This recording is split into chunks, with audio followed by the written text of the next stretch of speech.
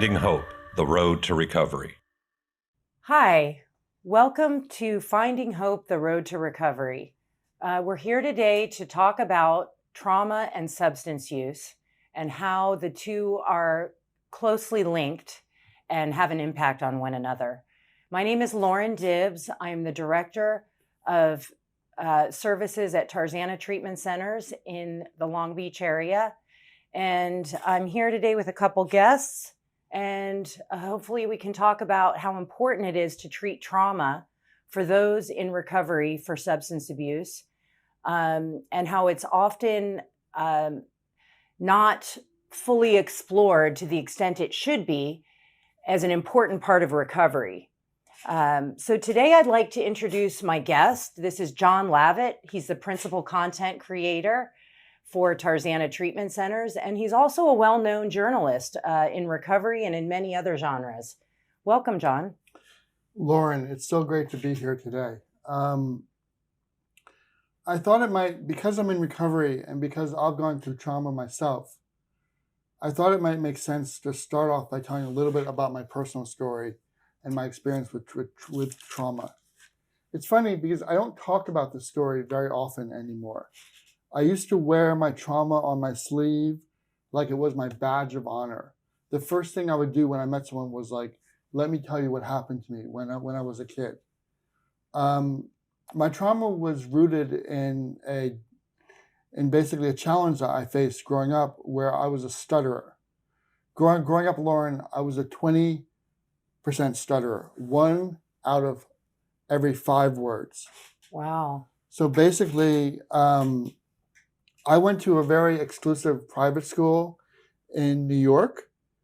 It was called the Dalton School, and I was called a survivor when I graduated. And why is that? Why is the word survivor used? 70% of my class, 70 out of 100 kids, were called survivors because we were there from kindergarten all the way to graduating high school. Oh, wow. For 15 years. So basically, because I stuttered in kindergarten and in first grade, I got a bad reputation then, and it stuck with me throughout. It stuck with me from the beginning all the way through, and I was mercilessly picked on. I remember on the gym bus every day, there were 2 kids that were picked on, myself and this other kid who was overweight. And I remember how, God, I made an amends to him several years ago, because I would pick on him so much to deflect the trauma off of me. Yeah, that's very common. I wanted him to have the focus. I wanted him to be punished.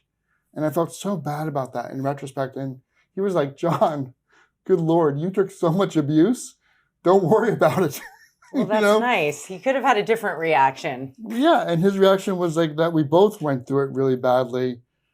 For me, however, the way I dealt with it, particularly in high school, was through drugs and alcohol.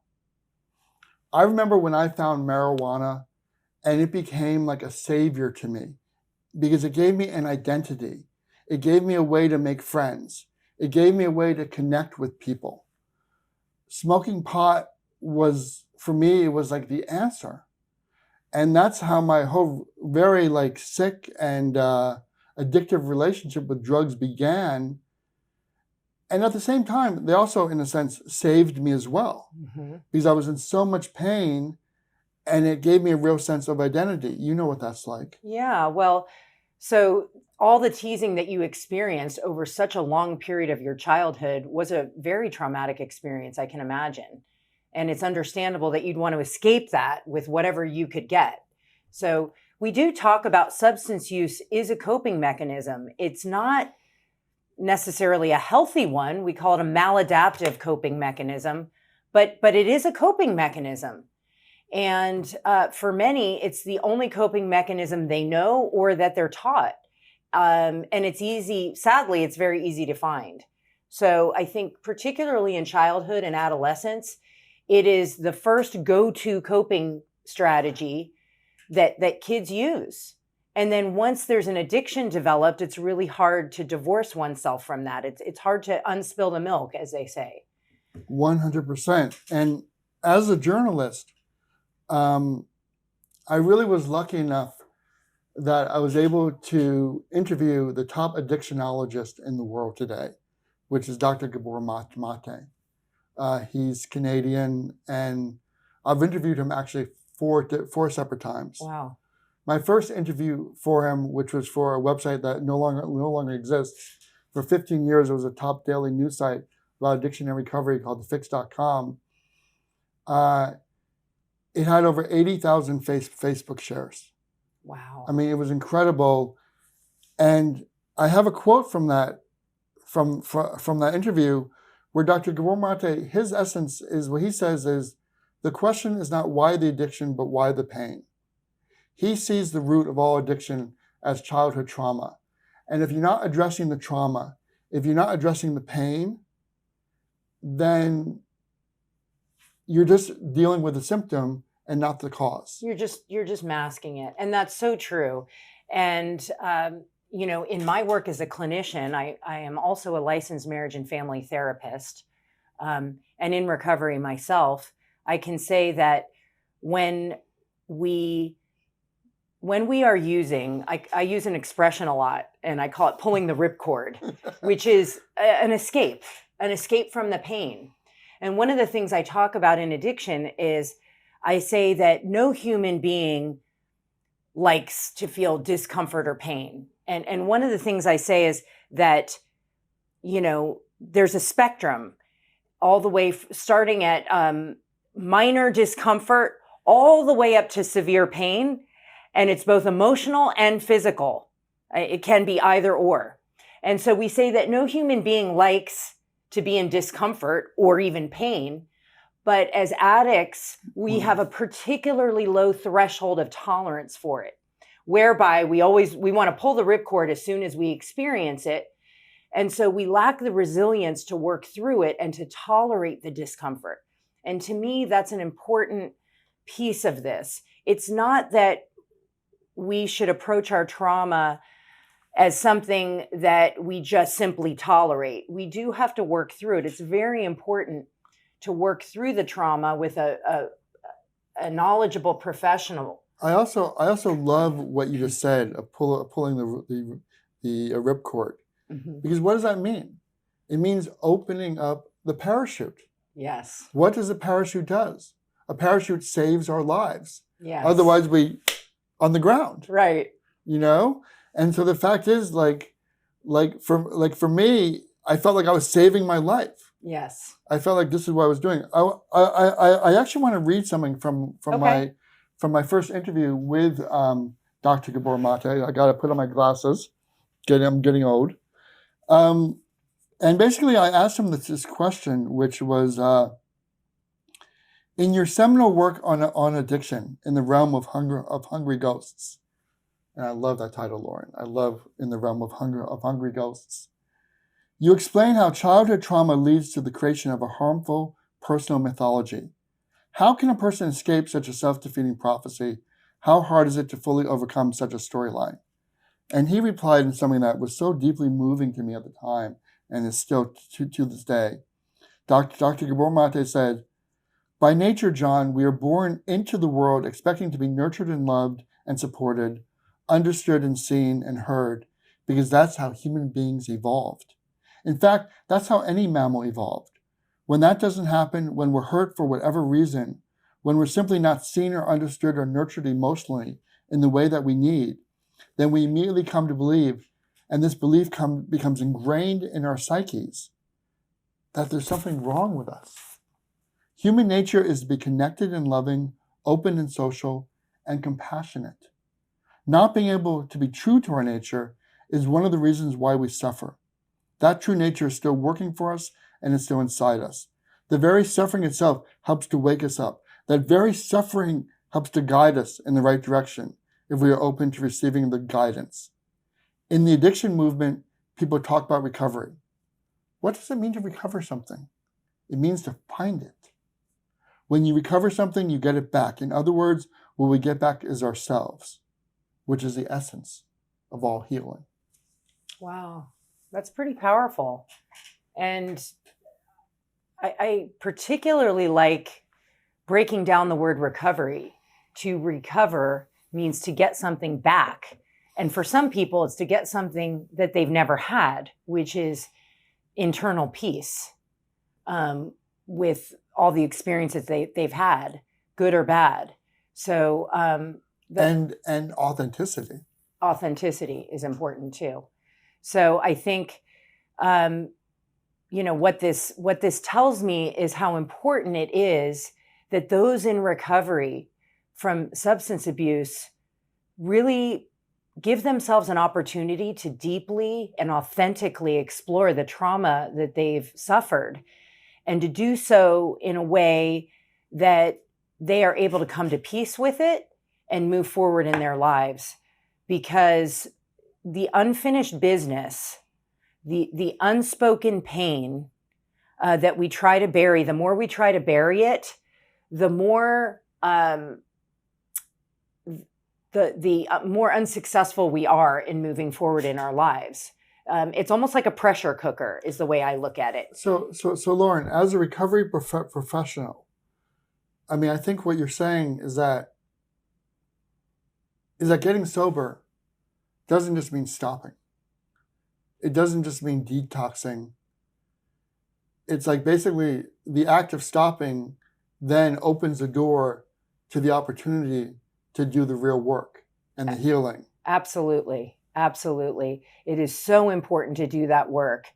And I see examples of both in my work with those in recovery at Tarzana Treatment Centers. I run a 90-bed residential facility, co-ed residential facility, and an outpatient facility. And particularly in the residential setting, it's really challenging for those in recovery to stay and sit with just themselves. They don't have their cell phones. They don't have a lot of opportunities for distraction. And that's usually the time when the trauma starts bubbling up. I always use that analogy. It's like 7-Up bubbles or soda bubbles that just start coming off the glass and start coming to the surface. And when that happens, and they don't have their primary coping mechanism, which is the drug or the drink, then it's extremely uncomfortable, even painful. And that's when people unfortunately run out of treatment. And it's really discouraging and heartbreaking. Usually this happens when people start getting into the really meaningful work around their trauma. And so we do everything possible to educate those who come into our facility to normalize what that's going to be like, to get them prepared. It's sometimes, and you may have heard this expression, sometimes it feels like it's getting worse before it gets better. Of course. And that's so true when it comes to doing work around trauma. I have another question for you, Lauren, where when I interviewed Gabor, he actually quoted trauma pioneer Peter Levine, where he said, Peter Levine wrote that trauma has become so commonplace that most people don't even recognize its presence. And Gabor talked to me about trauma phobia, that our society itself is traumaphobic. People don't want to deal with trauma. People want you to be a good, happy little consumer. That's right. And technology, I'll say, has only made that worse because we have so many opportunities for distraction from our trauma. What do you do with a client, a patient, who is traumaphobic, who's so ingrained and designed not to deal with their trauma that when it comes up, they just run away from it? That's an excellent question. And there's really, if I had the formula to that, we would have a lot more people in recovery, to be honest with you. There is no magic pill to that. But like I said before, I think a lot of it is about educating them that you're really not going to move forward with the goals that you've set out for yourself unless you face and work through the reasons for underlying your addiction, which is the trauma. And I think that's, for many people, there's a lot of stops and starts in recovery. They'll relapse over it. And you've heard the expression, of course, being sick and tired of feeling sick and tired. Right, sure. And sometimes for some of those people, that's what it takes. For some individuals, they are so exhausted from the merry-go-round of getting sober, relapsing, getting sober, relapsing, that they finally say, okay, it's exhaustion. It's pure emotional exhaustion, saying, okay, I'll do whatever is needed. And for some, that's what it takes.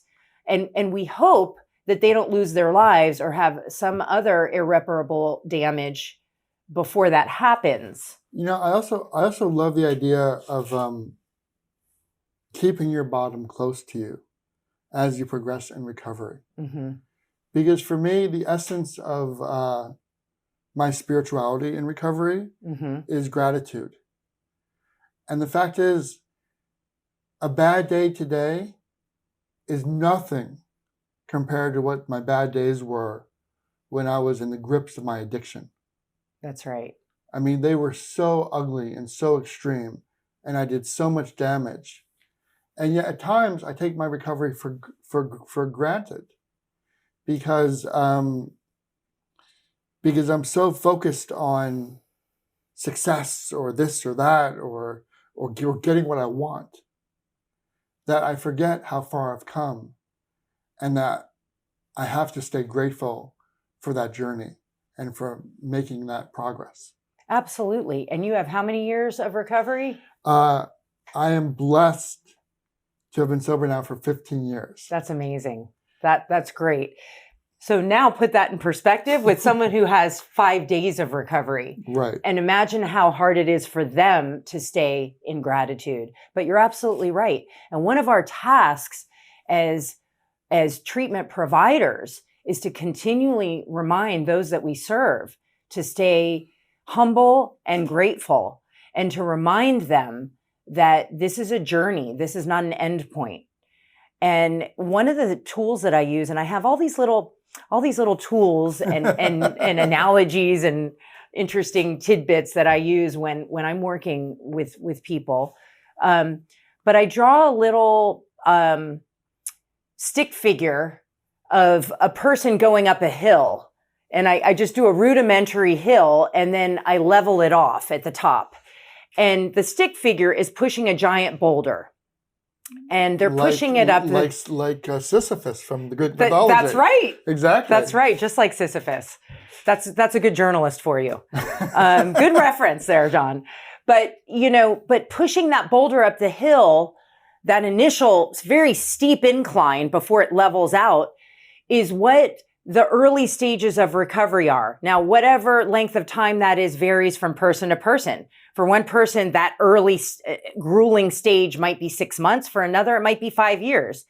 But unfortunately, a lot of people push the boulder up. They get tired of the discomfort or pain. They let go of it. It rolls back down. Maybe it rolls over them.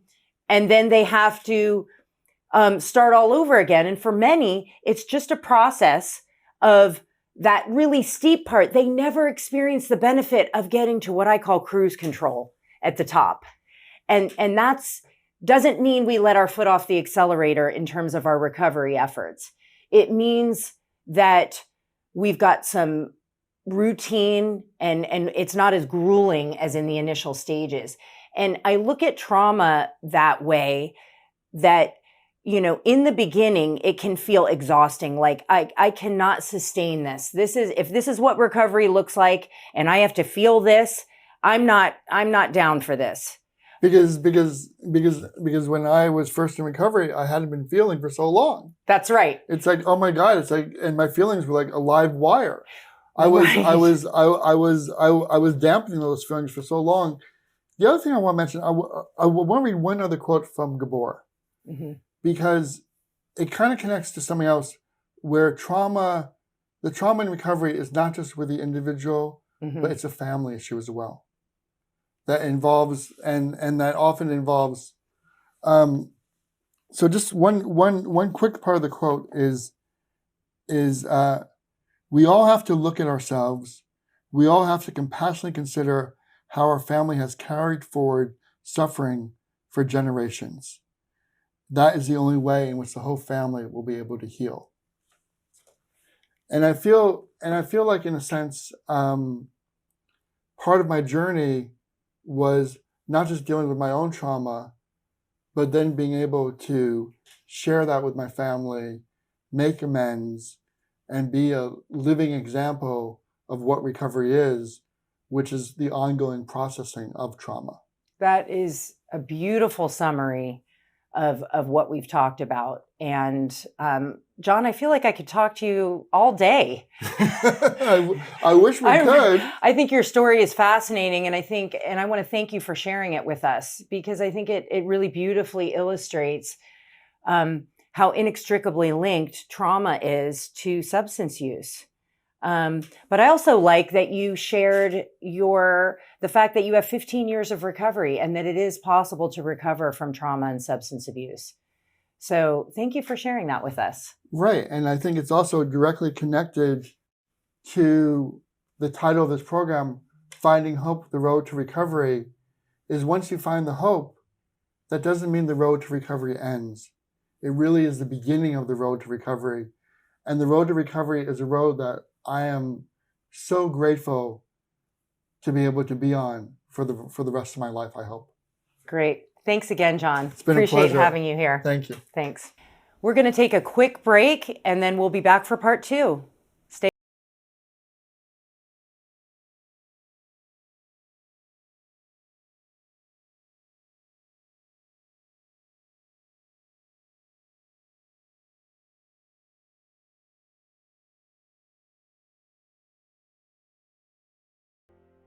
Welcome back to Finding Hope, the Road to Recovery. Today we are talking about substance abuse and trauma. It's like peanut butter and jelly. The two go together, sadly, more often than not. But there is hope, and there is a journey to recovery. And that's what we're talking about today. So thank you for joining us. Welcome back to part 2. Where I have another guest here today to talk about his experience on both sides of the coin. I'd like to introduce Dane Jones. He's the senior supervisor at Tarzana Treatment Centers, Long Beach, and also someone in recovery. Yeah. Thanks so for welcome. Thanks for having me on. Yeah. I really appreciate it. Yeah. I'm really glad that we're talking about the effects of trauma and substance abuse, because the effects of trauma and substance abuse are very great. Having substance abuse issues is one thing, but the trauma can make it much more complex to recover, and you face other challenges that other people may not. And so focusing on that trauma and those core things is extremely important.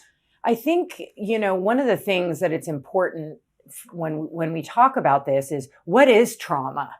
Mm-hmm. One of the things that comes up a lot is, well, what defines a traumatic event? Right. And as a clinician myself, I always educate people that what may be traumatic to me may not be traumatic to you. We may experience the same event, mm-hmm. and because we have different coping mechanisms, I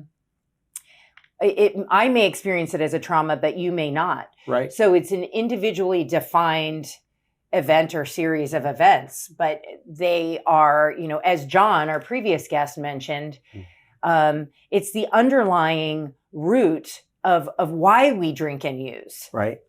Well, absolutely. And, the traumas and how they affect us have to do with our perception as well, of the event. And like you said, no trauma is the same for two individuals, but how we are impacted by it and, how it affects us, short-term and long-term, is really kind of what makes the difference. That's right? True. And so, that's... You've got such a great story, personal story, and I'm really honored that you're willing to share it with us. Yeah. And that's why I asked you to be a guest today, because it's a pretty powerful story. Yeah. And so if you want to share a little bit. Absolutely. I had been prescribed, prescription opiate painkillers when I was a freshman in high school from an injury, playing football. And I liked the way it made me feel. And, I was warned about the addictive piece. And I thought, oh, that's not going to happen to me, right? And it did. It absolutely did. And it spiraled out of control. And, of course, it's not a common story anymore. It moved on to heroin. And, at times in my life, I was able to, balance my usage with, having a professional life in some sense. I would kind of build my life back up and tear it back down again. But, ultimately, I found myself living on Skid Row. And Wow. that was, I never thought that was going to happen. And, that was a series of traumas as well, right? That had a huge impact on me and had a huge impact on my ability to recover. So you're saying that while living on Skid Row, while being an unhoused person, Correct. that you experienced many sub-traumas within that trauma. Absolutely. That just added yes. to the pain. Well, those traumas look like, some of it is just the way that you're treated as somebody who's unhoused. And some of those traumas, that's one thing, the way that people look at you and, react to you and speak to you and things like that. But that world is a violent world. And, I've witnessed many acts of violence in many different forms. And so those things have had a very large impact on me. They had a lot of different physiological impacts, things that I didn't realize were happening. But later on, after experiencing those things, I had physiological reactions. Anytime something happened in my life that kind of appeared similar to any of those, events. It also had psychological ramifications as well. Being in situations where fear kind of takes over and, that fight or flight mode really kind of takes control of the situation. And you're not thinking with your logical brain, you're thinking with your protective. Your animal brain. Exactly. Yeah. Exactly. And so. Were you aware of that, Dane, when at the time, or is this insight that you've gained after the fact, now that you're in recovery?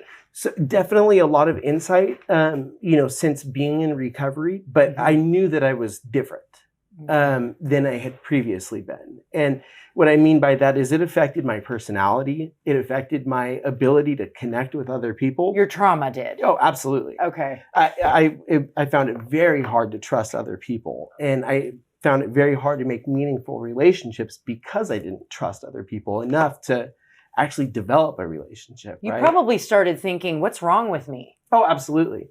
I felt like there's something wrong with me. And I felt like I could never go back to being the same person that I was before. And, I heard the definition of recovery that you guys were talking about earlier. And I think that was such a fantastic explanation because that really rang true to me. Yeah. Recovering things. To recover means to get back something that we've lost. Yeah. Yeah. And I felt very damaged, Yeah. and I really didn't think that I would ever be able to be that same sociable person and, be in a group of people and feel comfortable and confident. So using substances then became a way of, to use our earlier analogy, pulling the ripcord, escaping the pain that you may not have even been aware of, right, that you were experiencing, that right, was in your body. Yes. And self-medicating, if you will. It was absolutely an escape. Looking back in retrospect now, I realized that I was escaping something that was so deeply ingrained in me. I didn't realize that's what I was doing, but I was self-medicating 100% every single day. So how do you go from being on Skid Row, an unhoused person in a full-blown opioid addiction, with a history of trauma, to where you are today? Well, the one thing where take me. I mean, how did you get into recovery? So that's an interesting question, and I really didn't know if it was ever possible, but I got to the point where I had accepted that I was unhoused and I was living on Skid Row, and I was kind of okay with that. But I had come to a certain place in my life where I realized that I was probably going to be down there for a very long time. And, I had seen people that had told me they'd been there for 20 years, and I didn't want that to be me. And so the last time that I got arrested, I actually wanted to go to jail, and they almost didn't take me to jail. They were going to write me a ticket, the one time you want to go. But they gave me an opportunity to go to a program, and I did that. I had been to programs before, but I always wanted to kind of do it my way. I didn't want to take a lot of the direction and insight that they gave me. I always tried to cut corners and, the easier, softer path. Absolutely. Did you go on the continuum of care, starting at detox and then residential and then outpatient? Yeah, I went through a 6-month residential program that didn't really offer an outpatient setting. But, what I did do was I got plugged into, Alcoholics Anonymous and things like that while I was in this program. Okay. But I had a therapist there that really made an impact on me. She gave me insight that, I just didn't have at the time. And it was not in a way of telling me what to do. It was in a way that she would mention something and, kind of throw it out as an idea and lead you to discover it. Correct. It was like she was setting a trail of breadcrumbs to help me get to the conclusion myself.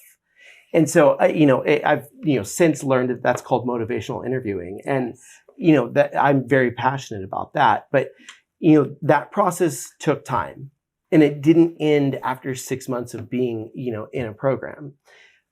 What I learned is that I lacked coping skills. It's like you talked about pulling the ripcord, right? Mm-hmm. So anytime I wanted to pull the ripcord, it's probably because something was happening that I wasn't able to cope with, successfully. So I got to a place where, not only did I have to develop coping skills, but I had to be, permanently conscious of my thoughts as they're happening. And that is truly a skill to do because it's not very easy. A lot of us, think about when you're driving your car on your way to work. You might not realize, I passed this exit and this exit and I saw a fire truck here, but you did, right? Yeah. So it's, for me, it was developing this sense of consciousness about where my brain was going, where my thoughts were. And I learned about this thing called neuroplasticity, which is basically my thought patterns followed a rut. And it was, these negative, the negative self-talk, things like, nobody loves me, I don't deserve to live, those sorts of things. Those were constantly playing in my brain for years. And do you think that those thoughts were constantly on a feedback loop in your brain because of the trauma that you experienced? Absolutely. I felt, like I said, damaged.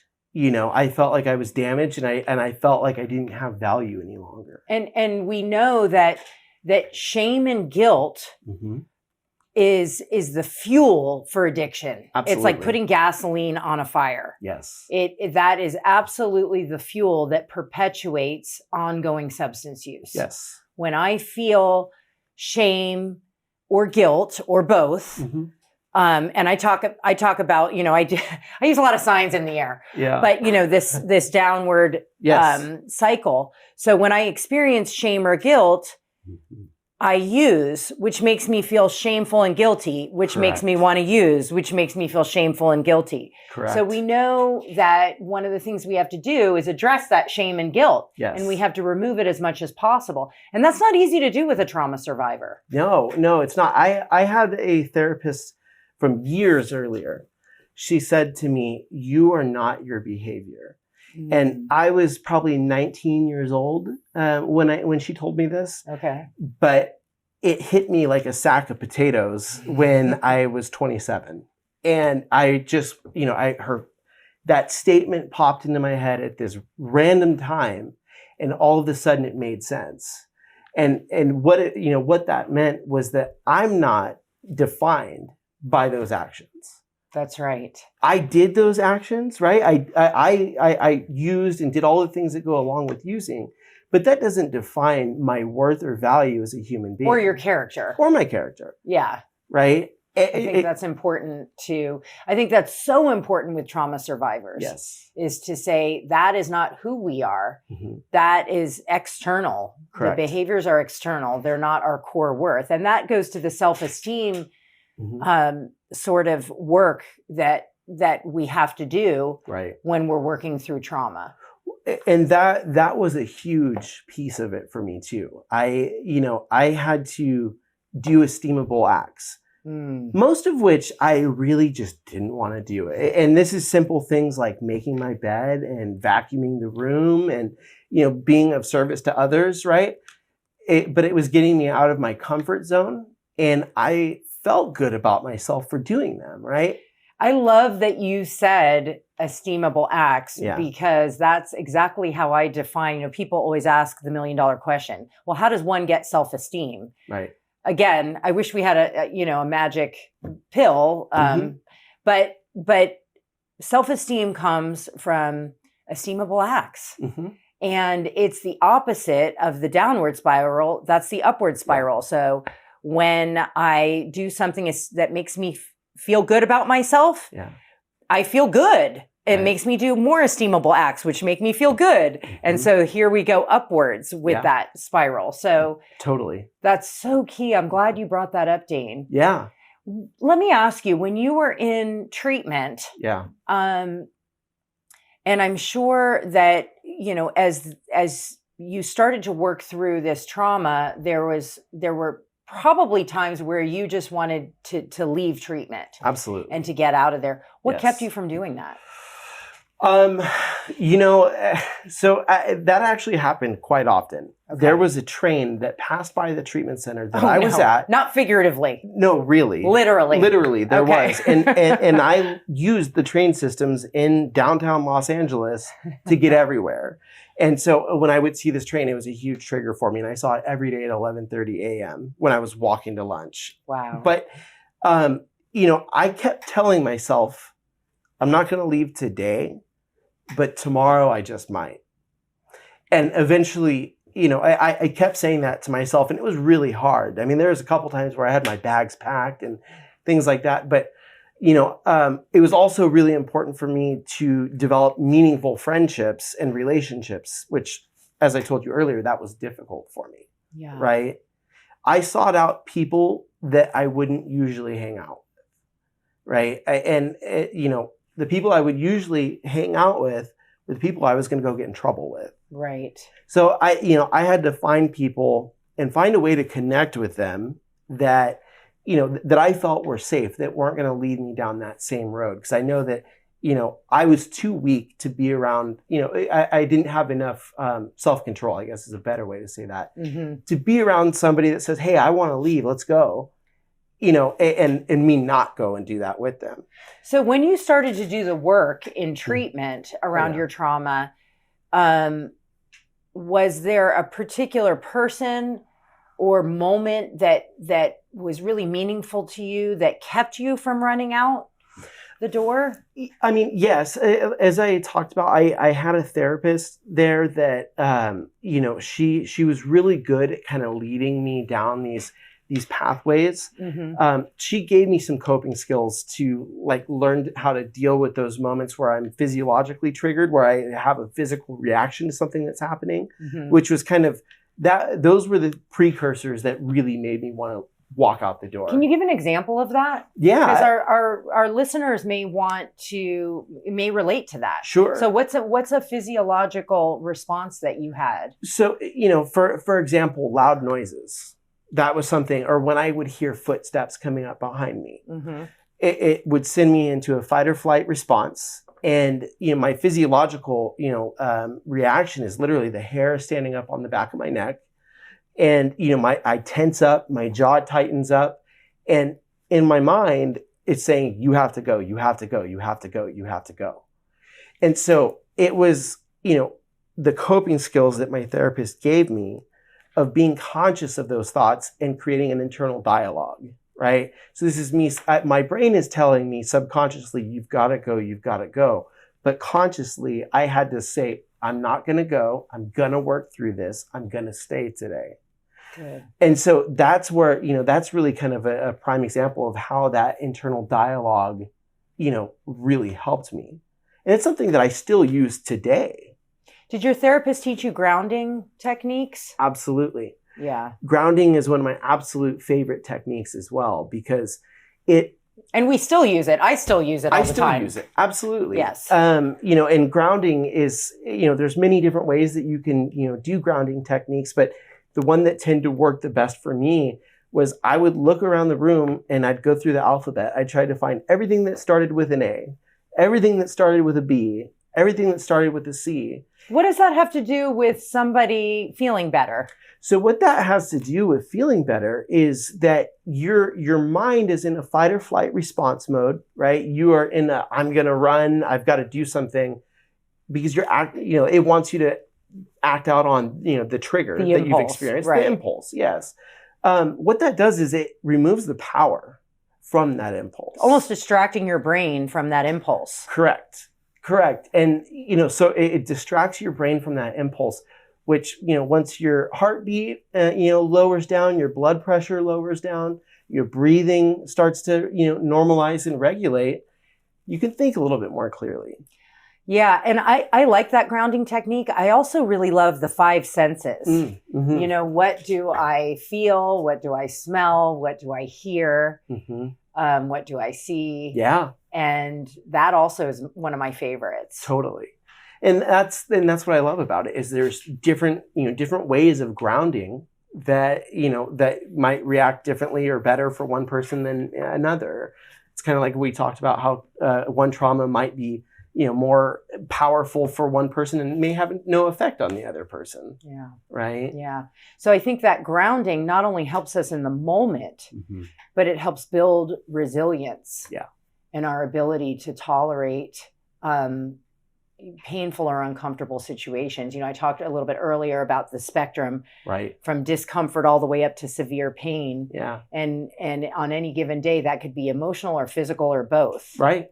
So, so in the couple minutes that we have left, sure, what's the rest of your story? So you were on Skid Row, you went into treatment. Yeah. I mean, now you're the senior supervisor at Tarzana Treatment Centers. Yeah. What got you there? What's the end of your story? Well, your story is still happening. My story is still happening, but I prior to all this, I had been in sales and finance and things like that, and I knew that I needed to do something different. And so I took a job working in treatment because someone that I knew from a meeting had opened up a treatment center, and I thought this is just going to be a get well job.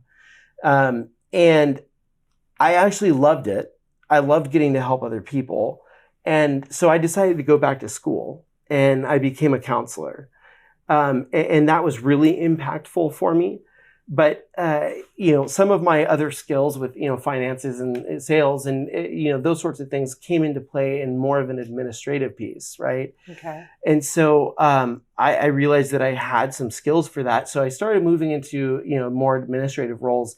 And at first I struggled a little bit. I'm thinking like, I'm not helping people the same way. But what I realized is that I'm actually helping a larger number of people indirectly. That's right. It may not always be face to face, but I get to help other people, other counselors, other, staff members learn how to be effective. Well, undoubtedly, you sharing your story here today and being so open and honest about your journey has helped a lot of people. I hope so. So I really thank you for being so willing to share your story and your time and your knowledge on, it's nice to talk to somebody who's been on both sides, like myself. Totally. We've been, we are in recovery and we're also clinicians helping others. Yeah. So this was great. Yeah. I really appreciate your time today. And I want to thank you for coming on the show. Well, thank you so much for having me. Yeah. And thank you for coming into our conversation about substance abuse and trauma. And we hope you got something from this today. Thank you.